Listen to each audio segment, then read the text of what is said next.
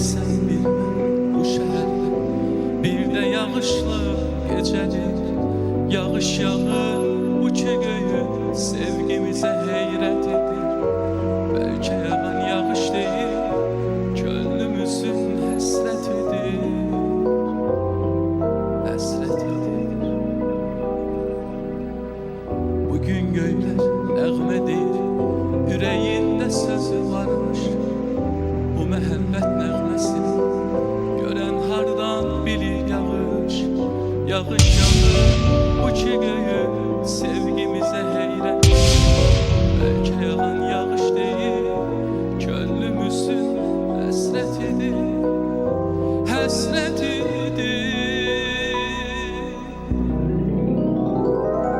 Bəlkə göylər bu torpağa sevgisindən söhbət açır.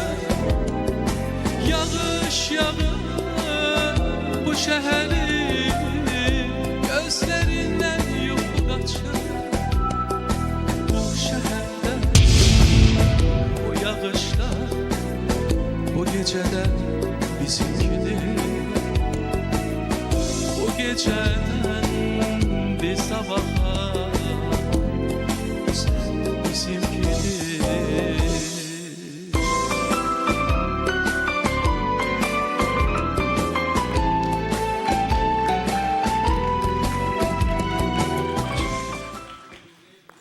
Qərarını verib və 3 münsif ağ işıq yandırıb, bir münsifdən başqa və əlbəttə ki, adınız necə oldu?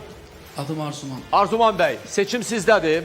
Niyə seçirik, nə üçün seçirik? Bu fikirlər də bizim üçün çox maraqlıdır. Mən ilk öncə salamlayıram dəyərli münsiflər heyətin. Dördü də mənim üçün çox dəyərlidir, var olsunlar. Əslində mən də seçmiş kimi var ama bəyəndim. Amma seçmədim ona görə ki, çünki qarşıda bir çox istedadlar var. Ona görə. Amma yandırmış kimi qəbul edir. Limiti doldurmaq istəriz. Var olsun, dördü də mənim üçün çox əzizdir, çox dəyərlidir. Mən istərdim yoluma Nasbəri xanımdan davam edeyim. Təşəkkür ederim.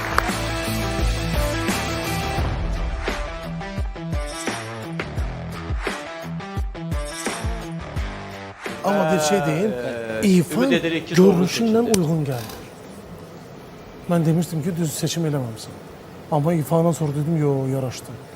Uğurlar. Çok sağ ol. Çok güzel. Evet.